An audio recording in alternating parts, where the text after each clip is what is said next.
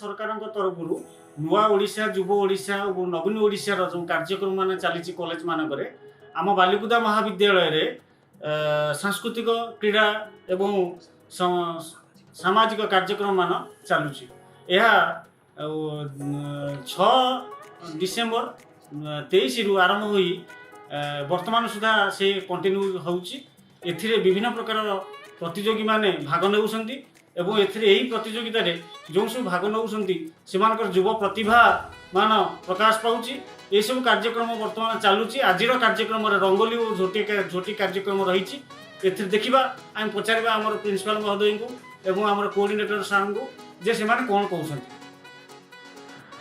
ओडिशा सरकार समन्वित युव विकास कार्यक्रम अधीन नुआ और युव ओडिशा नवीन ओडिशा कार्यक्रम आम बालिकुदा महाविद्यालय अनुष्ठित होमर मान्यवर विधायक श्रीयुक्त रघुनंदन दास यह आनुष्ठानिक भाव गत 29 तारिख में उद्घाटन करते। कार्यक्रम अनुजाई आम महाविद्यालय विभिन्न समय क्रीड़ा सांस्कृतिक और सामाजिक कार्यक्रम सब अनुष्ठित हो। आम आमर मान्यवर मुख्यमंत्री श्रीयुक्त नवीन पट्टनायक को कृतज्ञता ज्ञापन करुँ।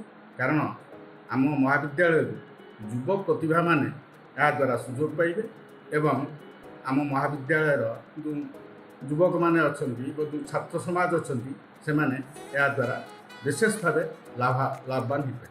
सरकार क्रीड़ा एवं युव व्यापार विभाग तरफ जो नुआ ओ स्कीम योजना आरंभ कर आम कॉलेज रे ताहा सफल रूपे कार्यकारी होउची। सरकार नियम अनुजाई आम प्रथम आम सांस्कृतिक कार्यक्रम आरंभ करचु। एथिरे 5 दिन सांस्कृतिक कार्यक्रम आम रहिबो एवं प्रथम दिन में आम संगीत आउ स्टैंड अप कॉमेडी आउ नृत्य प्रतियोगिता करथिलु आयोजन करथिलु। द्वितीय दिवस रे solo dance group dance fashion show होइतिला एवं आज आम रंगोली एवं झोटी प्रतियोगिता चली।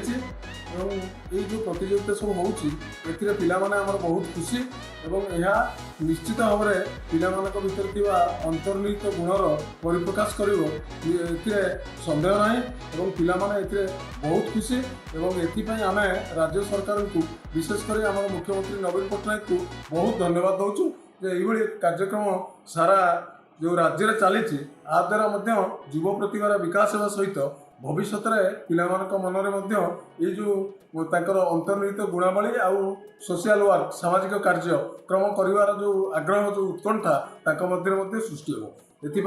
आज जो झोटी और रंगोली कार्यक्रम कौन केम चल एटा राज्य सरकार नुआ ओ जो स्कीमटा है नुआ ओ बा युव ओडिशा बा नवीन ओडिशा तो सही स्कीम आम आज 4th दिन में रंगोली और झोटी कार्यक्रम रखीचु। ए बहुत मात्रा पिला माने पार्टिसिपेट करछंती। +2 +3 उभय एका संगे चली गोटे सर राज्य सरकार द्वारा नुआ ओडिशा बा ओडिशा नवीन ओडिशा द्वारा ये जो कार्यक्रम जारी रही आम आज 4th दिन में पहुँचीचु। यही 4th दिन में आमर झोटी और रंगोली कार्यक्रम जारी रही बहुत संख्या मैंने पार्टिसिपेट